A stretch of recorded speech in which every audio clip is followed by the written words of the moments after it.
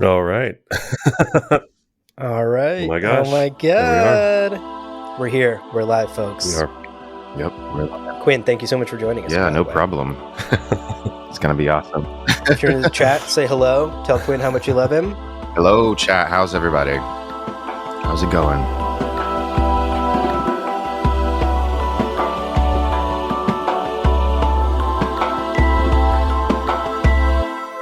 Welcome to Gom Jabbar, your guide to the iconic world of Dune.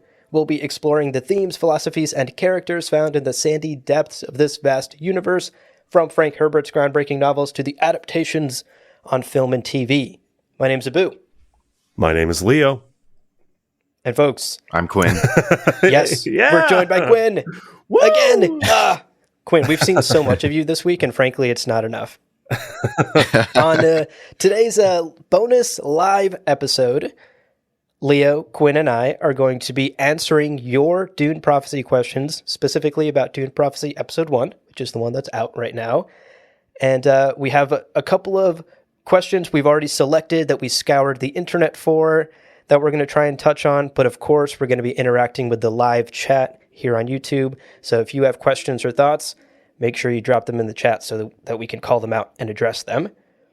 A super quick reminder before we jump in that you can also participate. If you're listening or watching this live stream after the fact, you can participate in these live recordings every Thursday at 11 a.m. Eastern.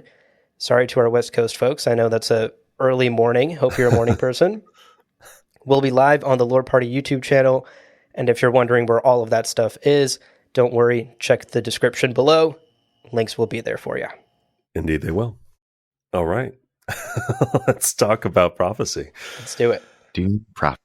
I am curious for you two. We've now had a few days to sit with the episode. We've had some time to sit with the episode. Have your feelings about the episode changed dramatically in the last week or so? Not for me.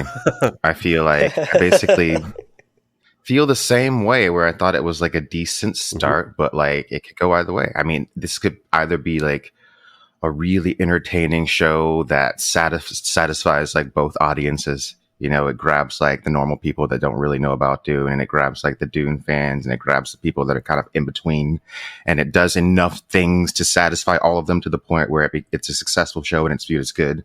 Or it could just be like a flop. It could just be like it could fizzle out, and I can't tell by the first episode if it's going to continue being like great and build upon like the good things in the first episode, or if it's going to become like one of those mini shows that like has a decent premise, but then just kind of like falls short of like ultimately what was expected. It just won't give what needed to be given to the highest degree of giving. Yeah, absolutely. What about you, Abu? I agree. My feelings have not changed a whole lot. In fact, we've had a ton of conversations. You know, Quinn, we were on your stream for like 3 hours the other night talking about it with All Shift X. So much fun. It was such a great time. I was geeking out about it. And Nerd Cookies. And Nerd Cookies as well. Yeah, Elaine's it was great. such a good group. Yeah. We talked so much about it. Obviously, Quinn, you came on our podcast episode from this week, our deep dive breakdown. We talked about it there. I've been doing nothing but like scouring Reddit and Twitter for hot takes and thoughts. I talked about it at work. Like I also podcast at work. And so we covered Dune at work, and I just talked about it with coworkers on an episode there. So I literally every single day, I have done nothing but talk about Dune Prophecy. But I don't think my feelings have changed all that much. What I said in our podcast episode and then again on your stream, Quinn, I think I still feel the same. How about you, Leo? Any changes in your emotions? You know, I think we've all kind of picked up on some of the deep lore cuts, like the deep cut references that they had in the first episode. And Abu, you and I got to talk with the executive producer and showrunner yesterday. And from talking with them, I feel like I like it a lot more now. And I think I already liked it. I was already very on board. I'm realizing I'm pretty easy. I'm pretty like, it's just like, it's fun. The characters are good. There's good stuff happening. There's little moments, of course, that I still don't love. I rewatched the first episode a couple times and like, yeah, the club scene does feel generic. I still feel that. I still feel like the soundtrack is too present.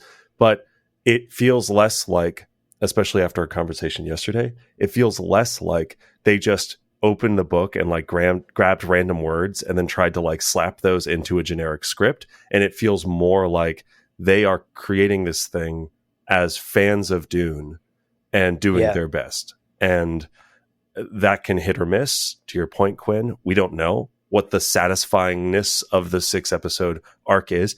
It is, from the perspective of like deep sci-fi content creators, it is really hard to make good content that is engaging for people who've loved this stuff for 35 years and also people who just like think Timothée Chalamet's hot and heard that there are worms and are like, cool, like now we're talking about mommies, like sign me up.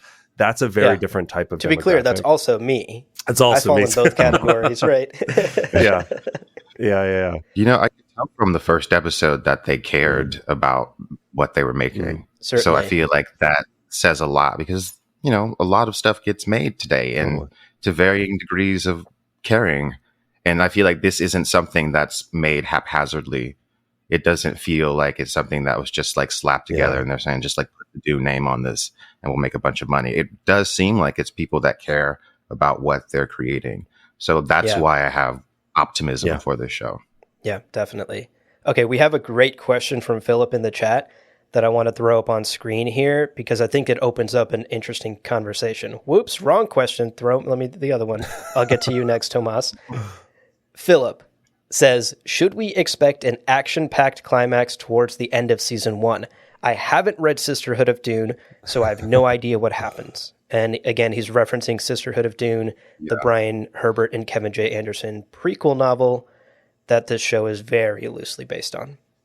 Mm-hmm. Sisterhood of Dune is not going to help you with knowing.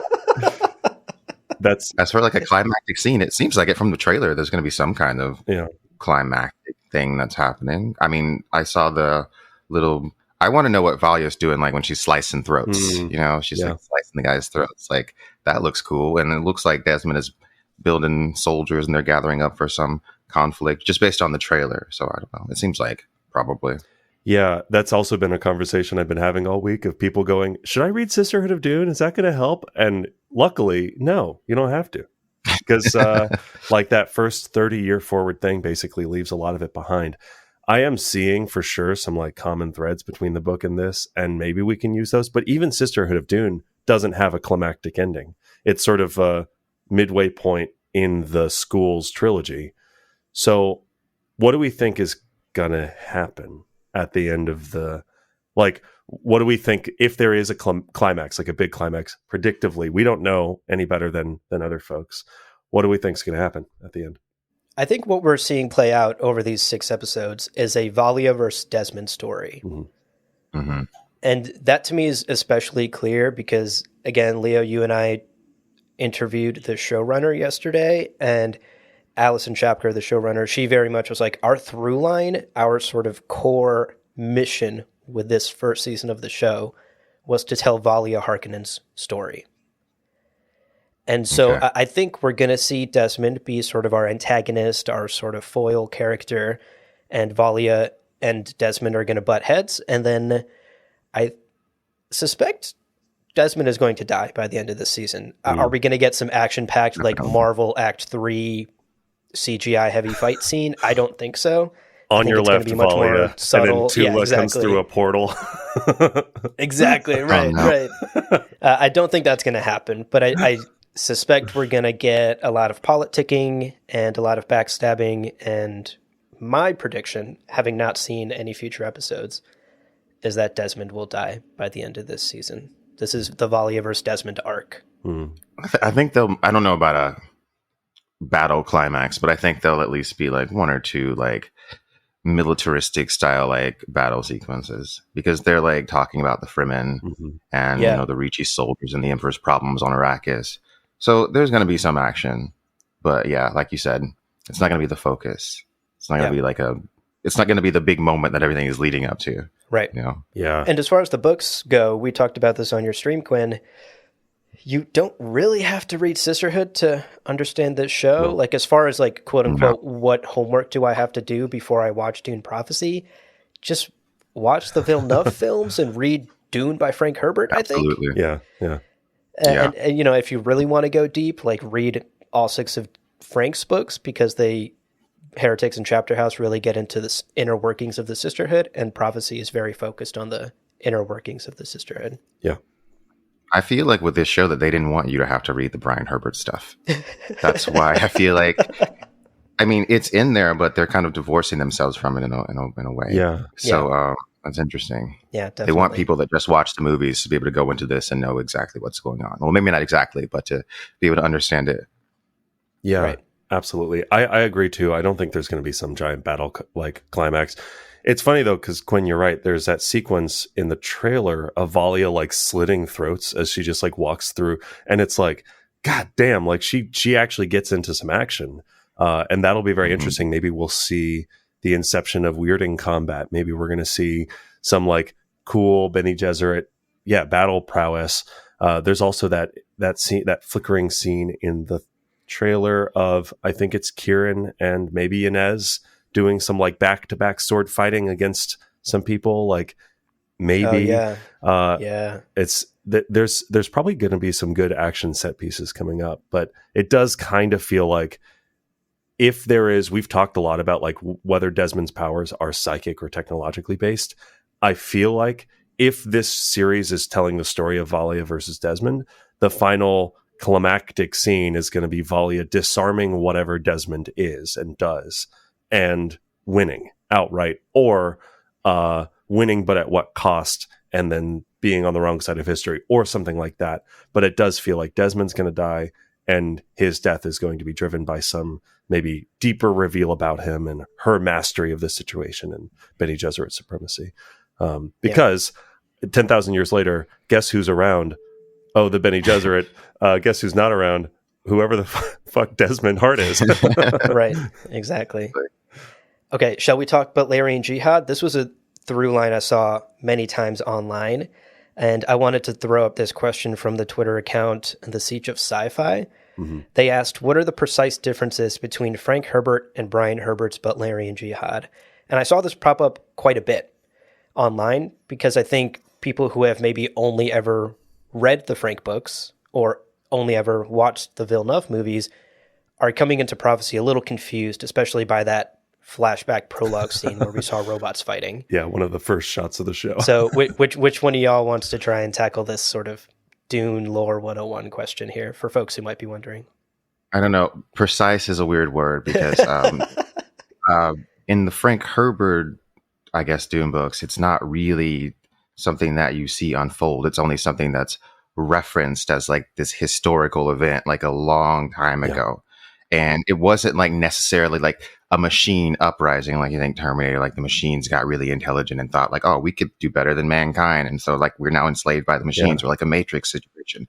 It wasn't more like that. Like the Reverend Mother in the beginning of Dune says, once we gave ourselves over to machines in the hope that this would set us free, but that only permitted other men with machines to enslave us. So I think the idea is this is a reference to mankind at one point being under like technocratic rule, and men in power of machines using those machines to manipulate and enslave like everybody else. So it's the men in power of the machines that's the actual threat, and not the machines themselves. Mm-hmm. But in the Brian Herbert universe, you kind of shift the focus to the kind of malicious, malevolent, intelligent machines. So I think that's the key distinction. Yeah, that's a great way to put it. Yeah, and I would add in that the other angle of it, and the thing that like Leto 2 talks a lot about, is that the threat was never the machines. It was the stagnation and the complacency that the machines enabled. People lost their humanity. They allowed pieces of like human life to be taken over by automation and machine protocols, and we lost that thing. And that's why it was so important that we reclaimed it. But again, the sort of broad critique of Brian's world building is that if it were literal humans enslaved by Erasmus, who's like torturing them and whatever, Leto would have had some stronger words to say about it than like, it was fine. It's like, okay. Yeah. So it's clear that like, I'm pretty confident that Frank had this idea of like, it's stagnation, it's complacency, it's over reliance on technology without, and losing sight of maybe like the point of living, which is love and humanity and that. That's definitely a necessary point to add, because in God Emperor of Dune, he kind of like recreates that, but without machines. So he like forces humans to live under stagnation and no change for thousands of years. Yeah. And it creates this kind of sense of anxiety and restlessness within, I guess, like the human mega consciousness or whatever. Yeah. So, exactly. Yeah. Tomas has a comment here I want to throw up on screen. He says, I'm not familiar with the Brian Herbert books, but from the show, it seems like this jihad is pretty much big robot goes boom, boom. That's accurate. Yeah. And it's really, when you read when you read any of Brian's books, it really is just like evil robots who also are like, I'm evil and a robot and I have no emotions, he said angrily or sadly, and I'm like, you hate humans. Do you have emotions or do you not? Or like, it's super inconsistent. And they're basically just the worst, just the most 2D cutout villainous characters. Like Erasmus kind of goes through a finding humanity arc, kind of, but it's not good. I'm sorry. It's not satisfying. I'm laughing because I just remembered Ultra Spice. And the oh my God. Also, like the ocean, weren't there ocean worms, like ocean sandworms? Yeah, the ocean of bustle. Yeah, they create these ocean sandworms, and they have Ultra Spice inside of them, but you can't take it because it's poison. No one can survive it. Point. It's a commentary on how weed has gotten strong over the last 40 years. Incredible. Okay, let's switch gears again. I want to throw up another question that I found online quite a bit, and a lot of my coworkers were asking me about Salusa Secundus specifically. So I can't believe I have to say this out loud, but Reddit user Heavy Beef Juice asked on Reddit this week, why does Salusa Secundus look so nice in Dune Prophecy? Okay. It's a simple question. I mean, it's a simple answer to. I mean, I talked about this in my review, but basically it was destroyed. I mean, Dune has always had this ecological messaging where it's like we can change planets through human activity if we abuse them. If you treat them well, it'll flourish and be beautiful and green. But if you treat it bad, it'll be Arrakis or Salusa Secundus. So basically, that's just what happened to Salusa Secundus over time. It was a planet that was abused. And by the time of Paul Atreides, it's a prison planet that's kind of equivalent to Arrakis in the fact that it's really hard to survive there. It's got really like difficult to traverse terrain, and they train their soldiers there on their prison planet. So now I'm still working my way through some of Brian's books for the first time. Quinn, do you remember in Brian's lore when and how Salusa gets ruined, and like then when do the Sardaukar get started up? I don't remember. Does it mention that specifically? I have to imagine it does. He's written so many goddamn books. Yeah, I don't know. I honestly don't know. I don't know either. In the chat, if you know, let us know. Yeah, I know in the Dune Encyclopedia, they talk about like the Sardaukar kind of came out of these tribes, these like varied tribes that live in this incredibly harsh planet that is only beaten out in harshness by a little known planet called Arrakis. But I don't think Frank ever really talked that much about what Salusa was in the far history, but just like Arrakis was once a watery, lush, beautiful planet in prime canon, it also makes sense that harsh planets, to your point, Quinn, can be ruined. And when we see Getty Prime for the first time in Dune, we see it in the act of being ruined by House Harkonnen, who's just, industrial, very, very heavy industrial stuff. So it is a quiet tip of the hat to ecology and how important it is to protect our ecosystem. Yep. Sweet. It also looks so good. My God, it looks so nice. The visuals are stunning. Every establishing shot of Salusa Secundus, I'm like, sign me up. That's where I want to live. Right. It's great. Yeah. As opposed to Wallach 9, which is very grim, bleak, dark. Right. Yeah, very gray. Okay, I got another question for y'all from Reddit. This is from user Snoo9488. Snoo asks, why aren't the floating lamps considered thinking machines? Glow globes. That was what I want.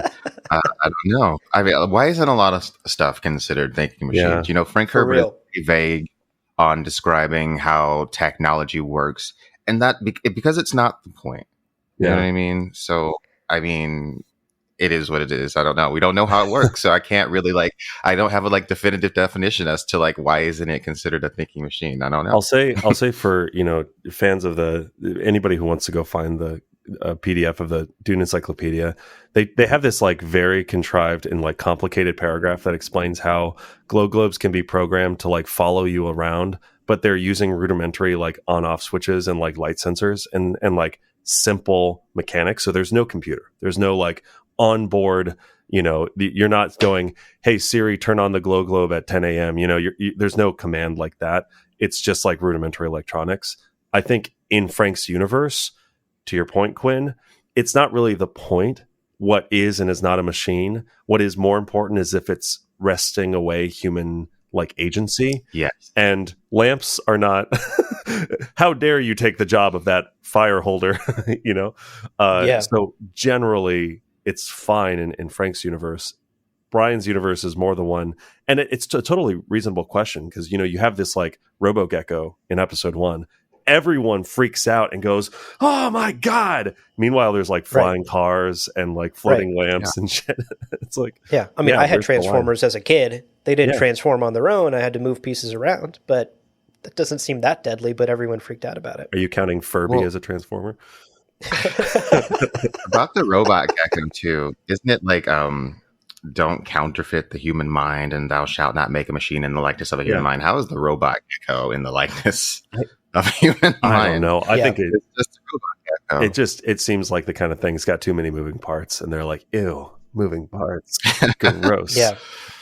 Yeah. And we have some great comments here about the glow globes, people really digging into the lore, specifically the Dune Encyclopedia lore.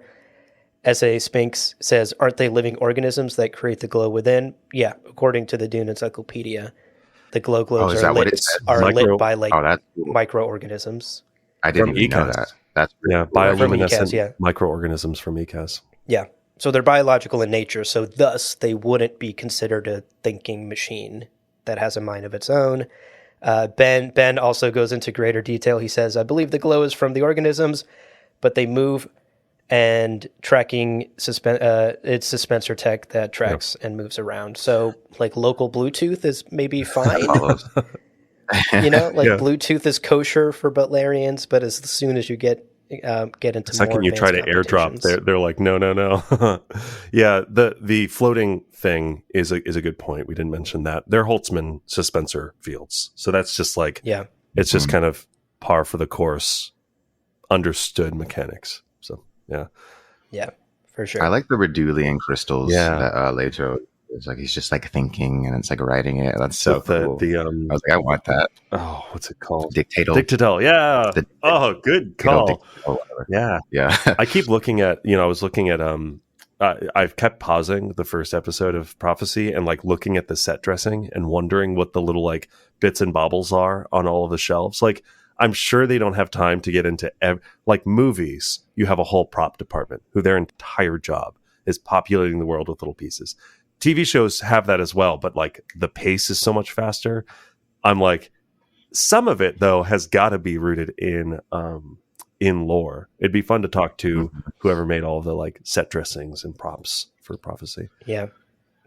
Okay, final thing I want to share here from the comments. Spinks jumps in again and says, glow globes are just advanced clap on, clap off tech. And as someone who loved those commercials, hell yeah. I'd love a clap on, clap off glow globe. So nostalgic. Yeah. So nostalgic. Throwback to the 90s, folks. Okay, I have another question for y'all. This one's from Reddit that I found.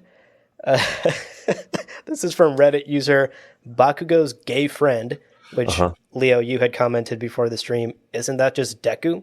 Yeah, there's a couple of characters in My Hero who are definitely seem coded. Yeah, Kaminari maybe. There's some... He's got a little gay friend circle on that show for sure. Okay, a little My Hero Academia tangent. Okay. The question, though, is, so the Fremen interrupting spice production was a thing for thousands of years? Question mark? Yeah. So I think seemingly the inherent question is no one fucking figured this out for 10,000 years? Yeah. I saw some of the responses to that, and people are they're super elusive and stuff, but I think that dances around the fact that Brian and Frank had different ideas about the timeline. The timeline is questionable. I mean, yeah, it is, because I would really have to like go back and look again and like dig in again. But I feel like in the Brian Herbert Dune, not in the Frank Herbert Dune Encyclopedia timeline, that the Fremen had not been on Arrakis for 10,000 years. No, I don't think they had not. No, the migration doesn't even start. I was double checking the timeline the other day.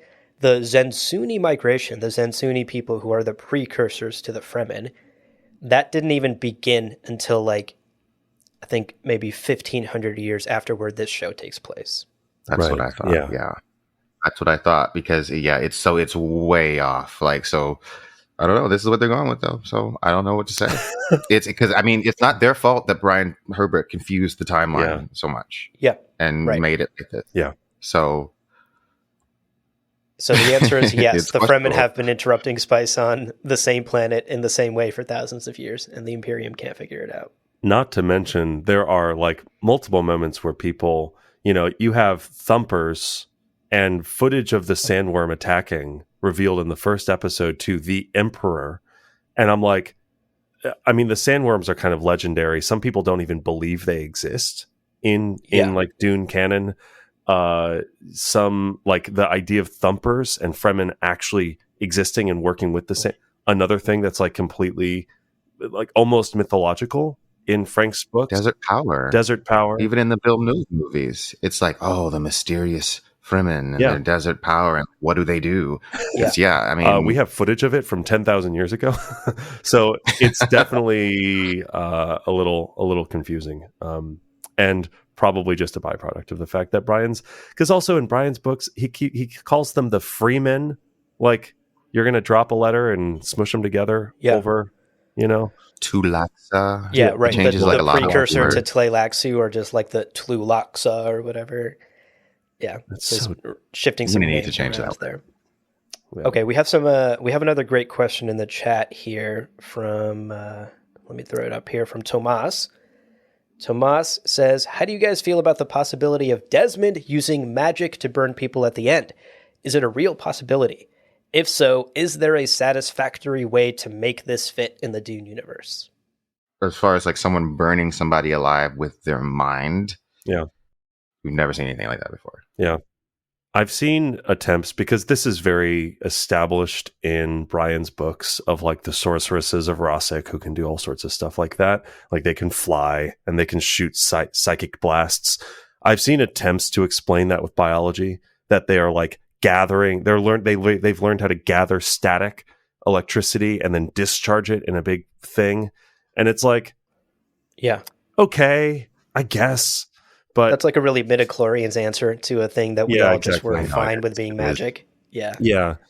So in Brian's universe, there are psychic powers, and we've talked about how like Desmond Hart could be like the son of a sorceress, and he has sorceress's blood, which means he's got extra powers. But let's hope they don't do that. But there's also the possibility of it being technological, which is I think probably more in line with the themes of this season. So we'll see. We should just ignore all that sorceress stuff. Just pretend it doesn't exist. Yeah. It really does. I like witches. I wrote a whole graphic novel about witches. Like I watched 8 seasons of Charmed. I watched the Sabrina witch show on Netflix. Like I like witches. Yeah, but witches are cool. Not like this. And not like this. Also, again, it does complicate things when you have, like, there are all sorts of weird rationales that you have to start including to make it make sense with the original 6 series. Brian Herbert introduces the idea that Bene Gesserit can melt into shadows and become nearly invisible. And then we have multiple moments in the Dune series by Frank Herbert where, golly, that power would have been convenient. And then they just don't have it because you've introduced new powers decades after the book was finished, being written. It just doesn't always work out. I do like, so Ben commented that the gecko fears, this is just going back for a second because I think it's a good point, is that if this kid has a toy that advanced, who knows what else Richese is doing. And I think that's a good point. Sure. Yeah. people don't need to necessarily freak out about a kid's toy.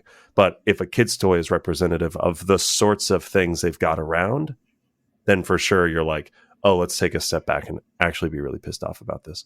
So I think you guys have flying machines, so we're even. Yeah. Yeah, true.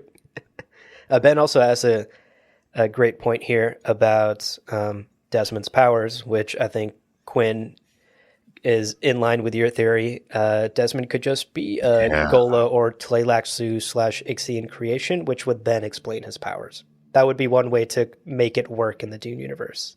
I've heard some people say thinking machine too, but I don't know how that will work out.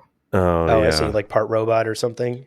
Yeah, like he's in like rebuilt, like he's cyborged, like Clairby in Chowderhouse. I think it's Clairby. What's his name? Oh, Clairby.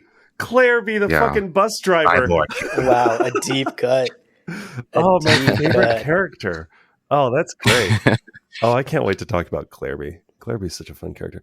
I did have a thought the other day. What if, so we've talked about how like Timothée Chalamet might appear toward the end of the series. What if we get Vorian Atreides? Oh. What if he rolls up? I think that would be really cool, knowing that he's this sort of immortal Atreides that's like out there in space. But like, I was thinking like, oh, that could be a kind of a cool reveal in like episode 4, right, or something like that. Might also solve the Kieran Atreides is kind of boring problem. Right. Maybe he'll become more interesting in the next episodes. Who knows? Here's hoping. Yeah. Here's hoping. Actually, while we're on the topic of Richese and their technology, Luna had a comment. One of our patrons, Luna in Discord, had a comment. Luna was doing some ADHD Googling while watching the show, and apparently the little machine that Pruitt Richese has is canon for House Richese, and so they are known to be sort of towing this line of the Balerian prohibitions against thinking machines. And that's pretty on brand for them, seemingly. Is that correct, as far as you guys know, when it comes to House Richese? Yeah. Richese's was totally like associated with technology, with thinking machines, and like, yeah, absolutely. Yeah. I think so. If memory they're associated with these to some degree, right? If memory serves, Ix was sort of a farming planet, and Richese was the next door planet where it was all like scientists and technology and stuff. When the Butlerian Jihad got kicked off on Richese, or maybe from people from Ix or something, they took all of the smartest scientists from Richese and banished them to the farming planet on Ix, where they built up Ix to be the powerhouse that it is eventually.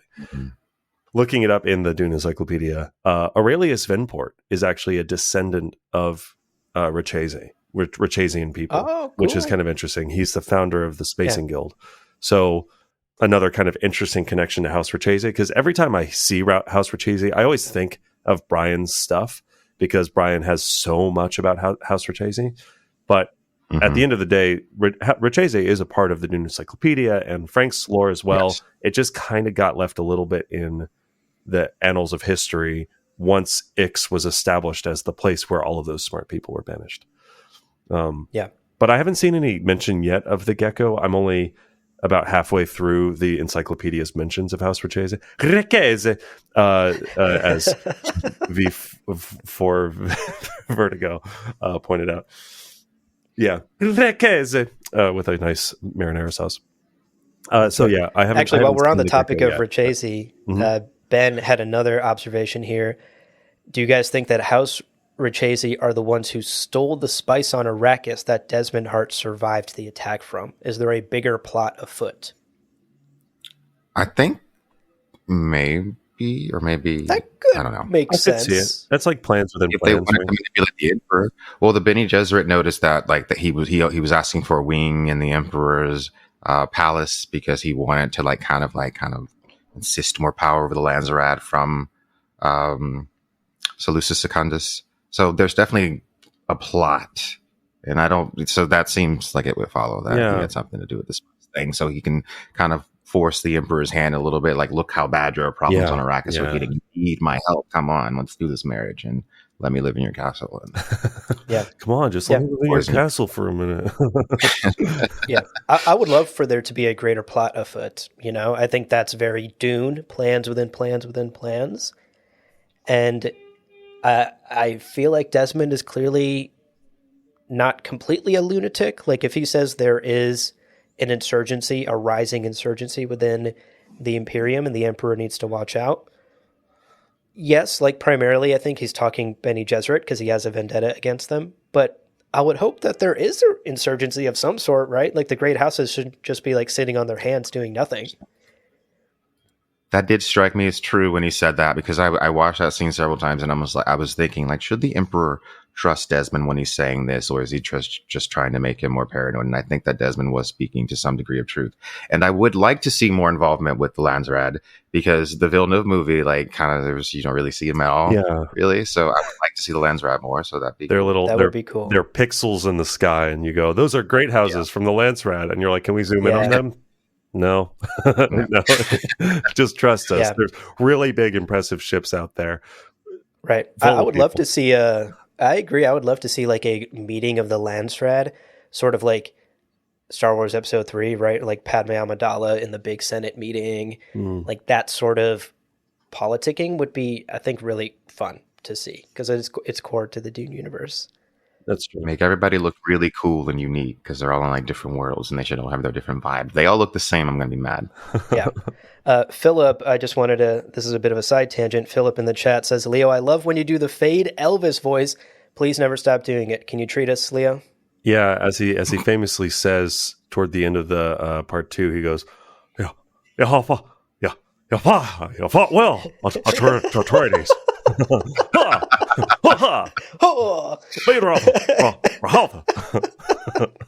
Stop thrusting those hips, Fade. God damn. Fade, Ralpha. That's what he says. He's thrusting into the sunset. Yeah. Hilarious.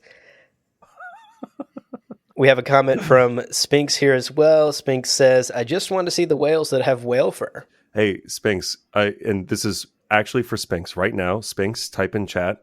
What do you think they're called? If you had to go out on a whim, like on a limb, what do you think the species of whales that have fur are called? Yeah, give us your answer in chat. Don't Google it. We're not going to say what it is until we see your comment, okay?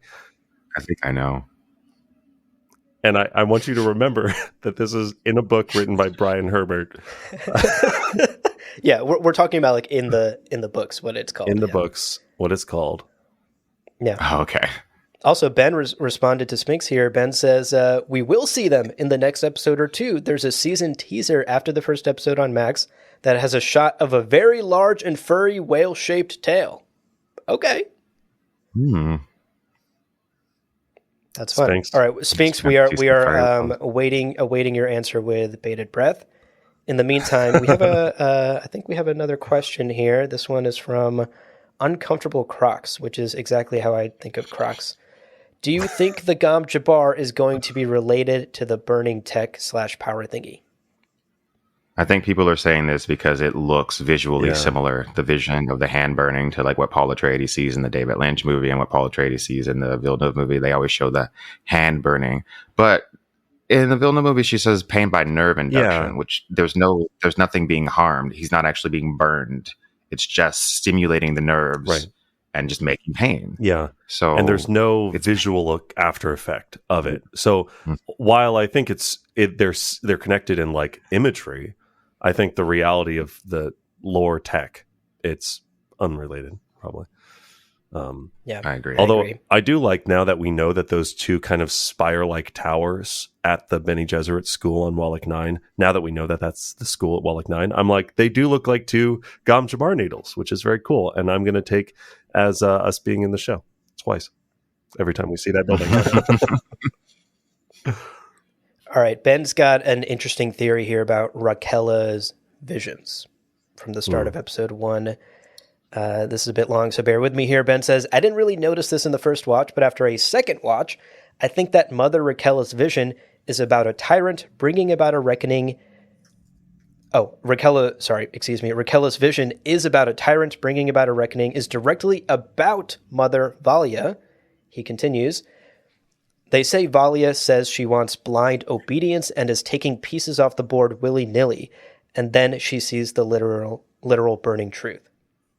So is Raquela's warning That'd be the biggest about bait Valia? switch ever. Wow. That'd be such a bait and switch. I but did just Google, and yeah, Emily has some baby blues, has some blue eyes that could be burning there in the darkness.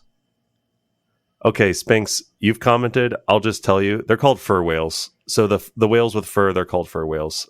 You're welcome. They really dug deep for that species name. Really dug deep. They really Yeah, dug and another fun fact I just came across yesterday doing some research, considering the kind of names that Brian Herbert comes up with for things. There is a jihad police in the books. Oh, and they are shortened to JIPOL. JIPOL? J-I-P-O-L, like jihad police. so creative. Ben was going to say Furus Walius. Furus Walius is not far off. That's better. Honestly, that's better. No. Kevin J. Anderson, too. You know, I'll never forget that Kevin J. Anderson wrote a sequel to A Christmas Carol called The Ghost of Christmas Always. What? Get the fuck out of here. Just always remember that. Yes. I was like just looking up his books on Amazon, and I'm like, The Ghost of Christmas Always. It's a literal sequel to A Christmas Carol. That's, yeah. The sequel we never knew, we still don't want. Incredible. Okay, I found a... sorry, folks, that we're bouncing around. I'm kind of like just finding these questions and responding to stuff in real time here. Going back to the jihad, I found an interesting question that I think could lead to some fun answers from us. On Reddit, user Sufficient Current 50 asks, what would Frank Herbert's Butlerian Jihad look like if we were to get an adaptation on screen of Frank's Jihad? How do you think it would play out? It would be titled 2024. I'm kidding. I mean, kind of. Maybe I'm not kidding. Kind of, yeah. Are you kidding?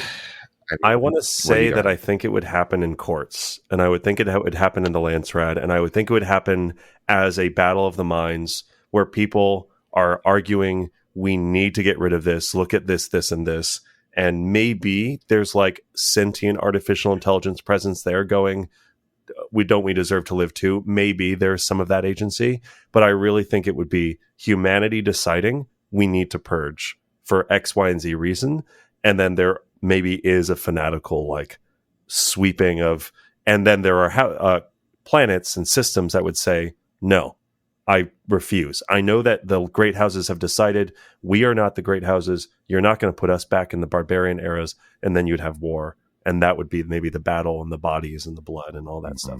That's how I would see it playing out, is the like, maybe similar to in the United States, if we ever had a reckoning with like gun rights, if they were like, no, we actually do need to take like assault rifles off the market. And then the people being like, not my guns. And then like, that would be, you know, and definitely not boom, boom, stompy, stompy robots. Yeah. I don't think so. Yeah. I like that. Yeah, I agree. Yeah. Yes, there certainly wouldn't be, in my vision of it, there certainly wouldn't be Terminator-style robot wars. I think I really like the Dune Encyclopedia's explanation of how the jihad exploded across the universe. There was an inciting incident, right? I believe it was Jahan Butler's daughter was killed because of a doctor AI decided the child could not be saved. Yeah, it was like I don't remember the details exactly. I'd have to look it up again. It was the head like surgeon of the hospital was an AI that decided that the baby's life was going to be so complicated by different birth defects that it was an act of kindness. It would be unethical to let it be born. To let it be. Yeah. I do remember this. I totally the mother's like, that's not your choice to make, blah, blah, blah. And I love that as an inciting incident, because I do think you need some sort of inciting incident upon which the religious fervor and then the political machinations can build and explode out of control. That's a great point. So I think that would be like an incredible first episode of a Butlerian series that explores that. where we see the inciting incident, we see the heartbreak, we see the morally gray question there of, is it a mercy to kill this baby, or do we let it try and struggle through whatever type of life it may have? And is it up to this fucking AI to decide that? And then for me, it would play out, I agree, Leo, in courtrooms, but I think it would also play out in like churches. Because to me, the Butlerian Jihad is also so religiously motivated. It gets twisted into like this religious zealot hatred toward machines in my mind.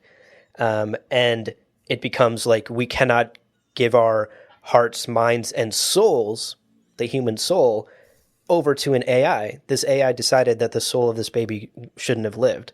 We shouldn't be doing that. So for me, I think there would be an inciting incident, and then we would see it play out politically, religiously, and then we would see like bad faith actors jumping in, right?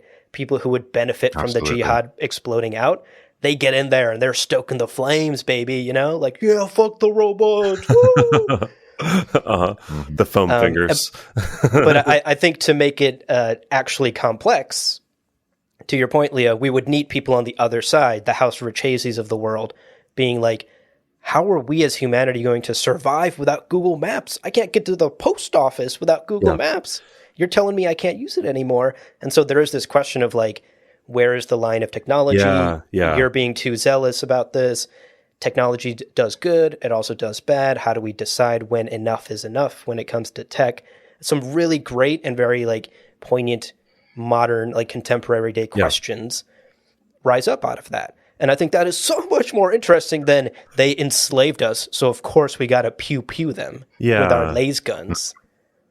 I think, you know, in the conversation we had yesterday, but in general, I think you say computers. Yes, of course. AI. Yes, of course. This is a new thing, but it is on the same spectrum as like the printing press that took every book for hundreds of years was hand copied. And now your books are no longer hand copied. There's no person who made that book possible for you. And so how far back are we going to push this? It's funny because we are accidentally right now pitching a much more compelling show than anything Brian Herbert's ever written, because that would be so sick. It'd be so fun to see that argument really brought out, and I think modern audiences would really resonate with that. Especially with AI, you know, like these are questions we are going to in our lifetimes ask about fucking ChatGPT. It's extreme. How far is too much? Where is enough with that? I also like Uncomfortable Croc's comment here.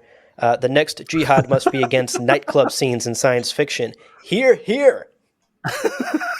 I'm all in on that. They serve jihad. no purpose.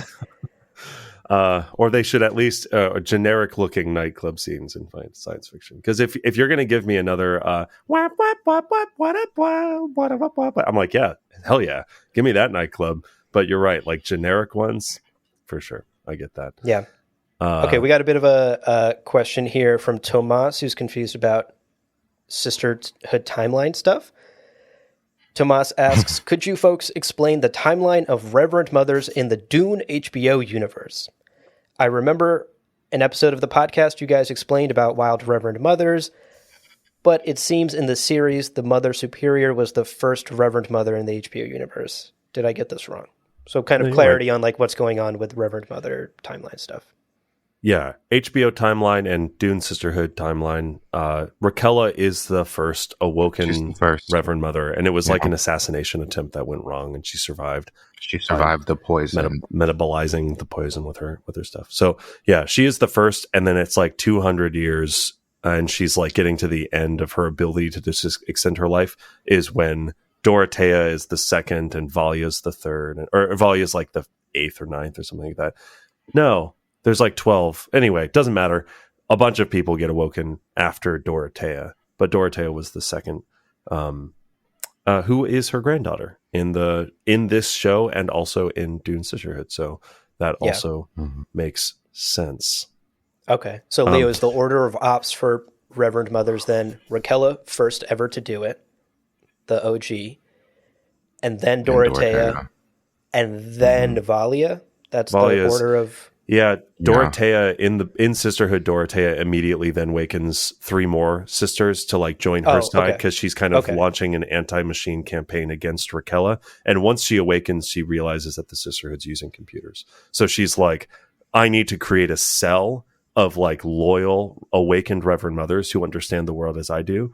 And so I think she ends up awakening something like 12 Reverend Mothers. Oh, wow. And then I see. But she so also they've like figured out the formula by then. Basically? She figures it out. She basically kind of on a whim. Deus Ex figures it out. Ika. She makes the poison work. And yes, she tries to get Valia to take it too, but Valia like doesn't immediately. She tries to. Yeah, I mean, from Valia's perspective, it's double suicide because Valia's like, this has never worked before. Fuck off. So she pretends to take it, spits it out, and then when Dorothea is going through the agony on the ground, Valia just lays down and pretends to go through the agony as well. Yeah, she like fakes it. She fakes it. Nice. And no one. That is a tough thing to fake, you know. Good actor. She went to much drama rather school. fake an orgasm than that. Jesus. Wow, faking the agony, not an easy thing. When you guys were just talking about the Butlerian Jihad, I was trying to remember like something that Leto II says, where he says the target of the Butlerian Jihad was. The focus of it was a machine attitude as much as the machines themselves. Yes. And he says the things we do without thinking. Mm. Machines allow us to do things without thinking, and things we do without thinking, that's the real danger. Yeah. I don't know. I'm just thinking about like a college student, like being like, Chat GPT, write my essay, and then it writes like it like hallucinates something, and then now you failed your course. Yeah. Because you've attempted to do this without thinking and having a machine do it for you, and now you're screwed. Which is a real thing schools are contending with. Not to blow up my sister's spot, but she's in grad school, and she just used Chat GPT to rush through an assignment last week, she told me. And I was like, girl, what are you in grad school for? Are you learning? Isn't that the point of grad school, is to like actually do the work? Yeah, she was like, it's whatever, it's one assignment. And I was like, okay, sure. Wow. Butlerian Jihad. Be careful. Yeah. Jihad. Raina Butler disliked that message. Yeah.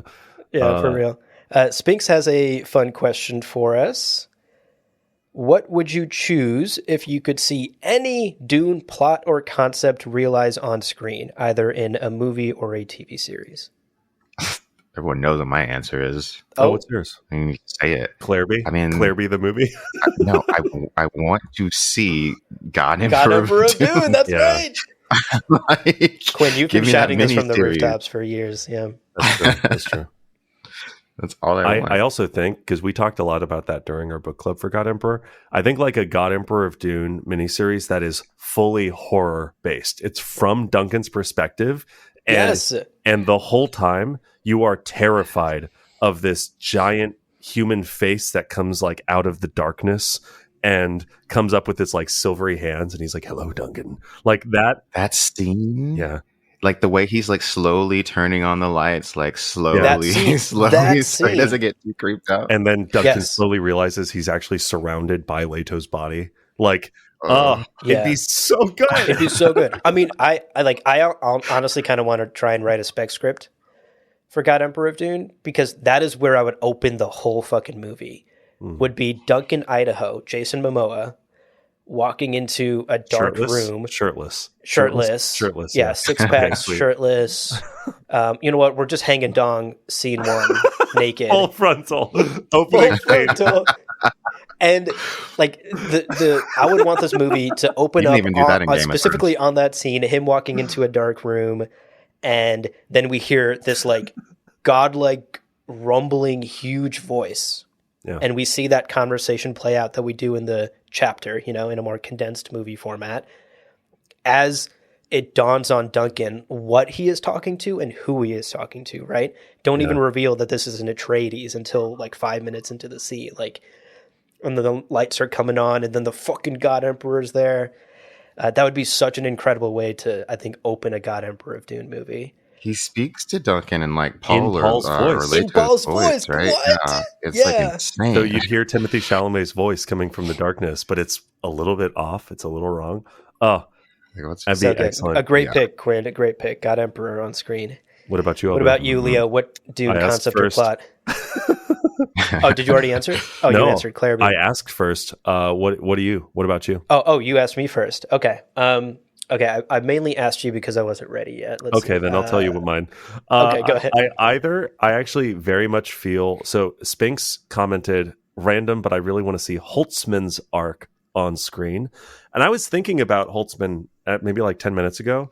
An encyclopedia. Yeah, from the encyclopedia where he's like an ornithopter racer who gets like paralyzed, and then he is put into a computer or like into a artificial body, and then he like hacks the hospital and escapes, and then just like flies off into space as like a human machine forever, and then just comes back and drops DLC technology, and I'm like, so like good. Inventing shit in space. It's so cool. It's so cool. I really struggle to see how it could be adapted, like, because a lot of that would just be him. So maybe it would be every episode is like a different pass by and how different cultures are, and you just get to see these very different worlds.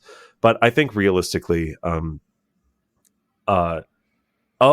good Lord, I had the Impalaros. Yep. I want to see the Impalaros. I was going to say, why haven't you brought up Impalaros yet? Yeah. The Impalaros, so it became a Dune tarot card, but the original idea was this highliner, or this it wasn't a highliner, it was a faster than light vessel, but they came in contact with like a pathogen in space that made them all lose their minds and believe that they were being chased by aliens. So they're all hallucinating, going, we're being chased down by aliens. Humanity is gone. Got it. Let's get the fuck out of here. And they pushed their ship to almost the speed of light.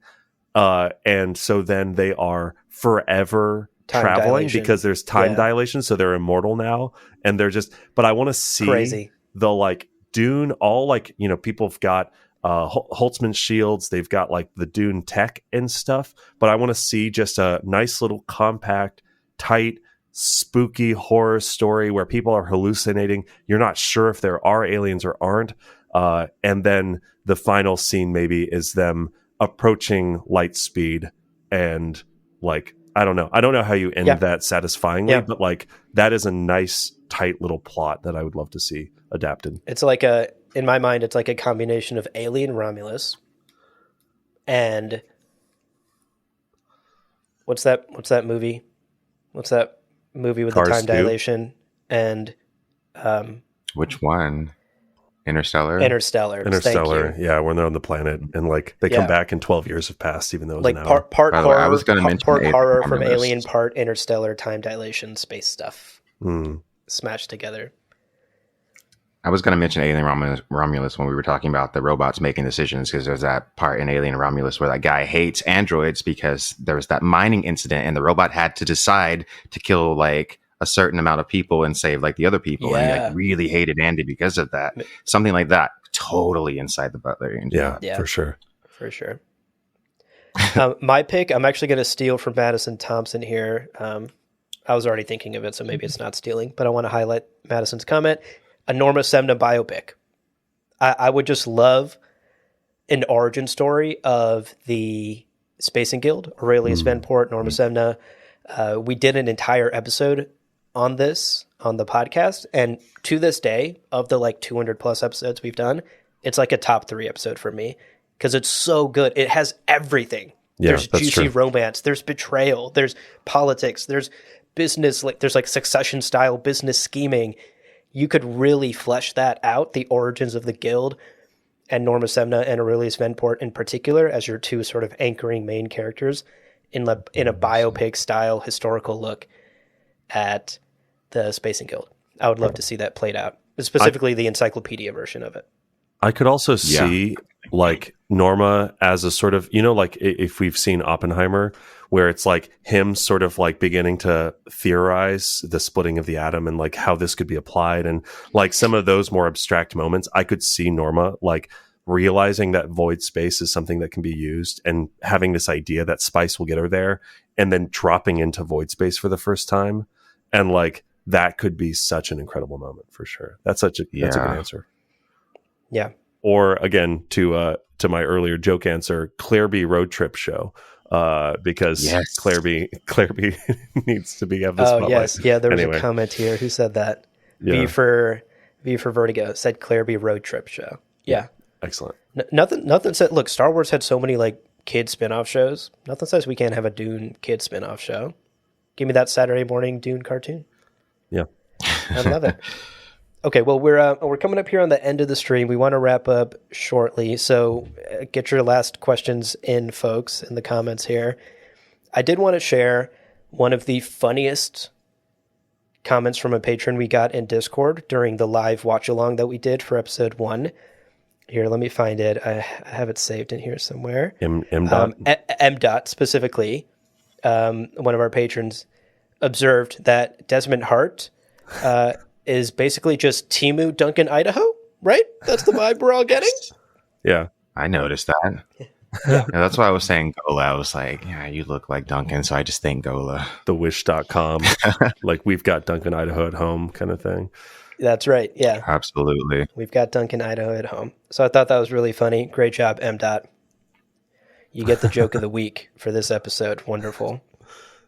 Yeah. Actually, while we're talking about Duncan, there is a question in here that's less prophecy related, but maybe we hit on it quickly. Ryan asks, do we think Jason Momoa is a good Duncan, and could he pull off Duncan Gola?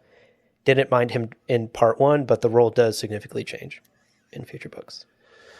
Well, I've always had the same opinion, which was that, like, I like Jason Momoa, but I don't think they have to stick with Jason Momoa. If they were going to do the Gola thing. Okay. Like, I think that if he's a clone, then he can be a younger version of himself. He could be altered in some way. I don't think they would have to stick with the same actor, but that's just my opinion. I think you could recast potentially, but if they want it, I don't know. I think he's fine. I think Duncan Idaho as a character, I kind of like, it's a love-hate relationship, right? Like, Duncan Idaho in God Emperor of Dune is kind of a piece of shit the whole time. And he's kind of like a meathead who doesn't really understand what's going on and is just so, like, in his own head about things.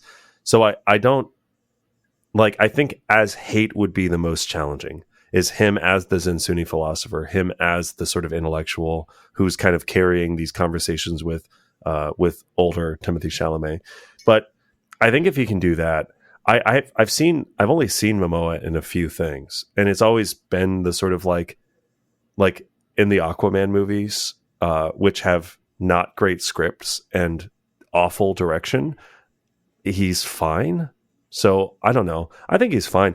He's also like a world-class rock climber, and famously, Duncan Idaho needs to be a very good rock climber, like a very good, like a so good rock climber.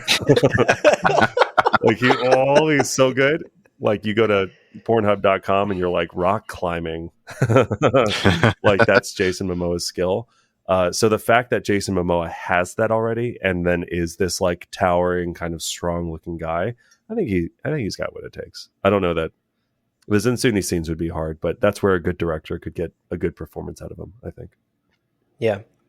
I think with the right coaching and with the right script, Momoa does have the juice. I think he could do it. I think he's just worked on a lot of projects where he has neither of those things, and thus we see the worst version of him. Yeah, exactly. I mean, it's both the pigeonholing effect of Hollywood, where you play the himbo in one thing and people go, we need a himbo. Oh, get him, and like, that's just what it is. Yeah, exactly. Himbo status for many roles. My thing is, although I like Jason Momoa, he was never like my Duncan Idaho. Oh. And he fits in the Villeneuve movie. It's fine. But he's never like my idea of like Duncan Idaho. Like, he's not, to me, when I think of Duncan Idaho from the Frank Herbert books, I don't see Jason Momoa's character. It's almost like a different character to me. I can't do this thing with the actors because I don't know actors' names. So like, I'm the same. I hate doing that too. Everybody's like, who would you cast in so-and-so in Messiah? Whoopi Goldberg as Duncan Idaho. I don't know if this is just me. I'm curious how you guys read books. When I read books, I just can't picture faces. People are just blank nothings in my mind. Like, even if they are described in the book, I cannot picture them at all. Yeah, I don't visualize the characters. As much as I'll like, if I'm given details about them, they'll kind of be there for a minute in my head, but then like they fade, and it's more just an accumulation of their behaviors. Yeah. I think I'm mostly the same way. Like, sometimes I'll maybe have a face, but usually not. Yeah, it's tough. Faces are tough for me. So whenever people ask, like, who would you cast? I'm just like, I don't know. I had no idea who I was even imagining reading the book. That being said, it might have a little bit to do with the authors, right? Because I think there are a lot of authors who just like leave descriptions behind because it doesn't really matter that much what people look like. And there have been books I've read where they keep driving home his like, and then he like tossed his curly brown hair, and then like they just keep repeating that kind of stuff, and it's never great. I'm never like, George R. R. Martin with the Song of Ice and Fire books is insane with his descriptions, like of everything, of like people, of like just, oh my god, that's true. He's insane with descriptions. So that's a good example of someone who did it well, where like I think he describes his characters really deeply, and then you get a lot of that, and then it's also good. I also, let's see, we had another comment that I think we should pull up. Philip DeRenzo, the Harkonnen Atreides one. Yeah, that's a good question. Basically, yes. Wait, let's read it first for the people who will listen to the audio version of this. Philip asks, are the Harkonnens and Atreides mortal enemies at the time of the show, or are they still cordial at this time? Yeah, and you've read the books recently too, Quinn. How would you answer this question? I mean, I would say that the feud is ongoing. Yeah, at this point in time. Yeah. So. Yeah. So the important thing to note, Philip, is that like the Battle of Corran, Abelard Harkonnen like kind of ditched Vorian and his forces at a moment where they needed their support. So Vorian won in spite of Abelard's forces leaving. Now, again, there's a big theme in Dune is like who wrote the history and who's really telling the truth in all of this. And generally, it's understood that the Harkonnens did kind of abandon the fight. So Atreides, Vorian kind of called him out against his, and Vorian didn't even really want to because he liked House Harkonnen quite a bit. But he's like, yeah, he fucking left, and because of that, the Emperor was like, disgrace this house. They're no longer a great house. Send them to Lankavale, this shitty icy planet, and House Harkonnen for hundreds of years are kind of like fueling this feeling of we deserve to be a great house, and they lied. They did not tell the truth. Vorian Atreides is a liar, and he basically threw us under the bus.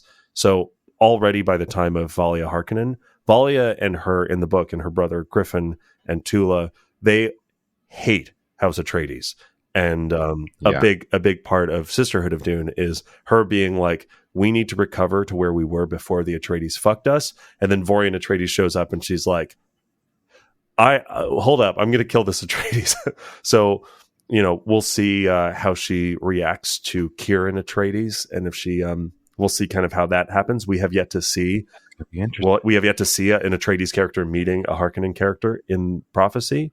So we don't know if this is going to be something that's like forefront for the showrunner and for this story. Yeah.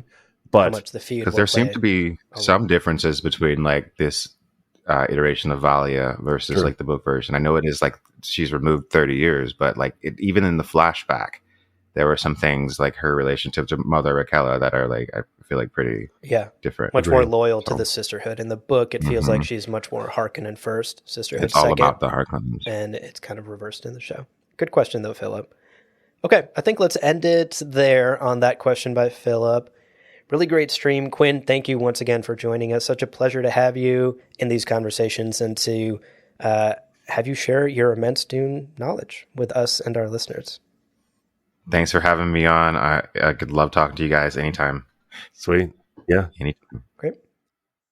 Well, before you go, dear listeners, and I see some comments in chat, could listen to us all day. Does the stream have to end? Asks Ben. It does. Guys, we'll be back next week, next Thursday. We'll be back. Same time. And this will be up for people to hear. Now, before we go, we want to remind you of some ways to support what we do here at Gom Jabbar and ways of keeping in touch with us. The two best ways to support us is one, to become a patron over at patreon.com/Gom Jabbar. Oh my God, the link animated on screen. And to get yourself some Dune-themed swag from our merch store, GomJabbarShop.com. I've been sipping from my Gom Jabbar needle pint glass today. Which is very fun. So check out those links. They're going to be in the show notes. Also, we love to hear from you. So either join us for these live streams, join our Discord, chat with us there, or send us an email. Email is gomjabbarpodcast@gmail.com. You can send us your thoughts, your questions, pictures of your cute pets. And as the pop-up on the screen says, we now also accept one-time donations. So if you have subscription fatigue, or if you have too much junk in your life and you don't want extra stuff, you can just send us a financial donation if you so desire.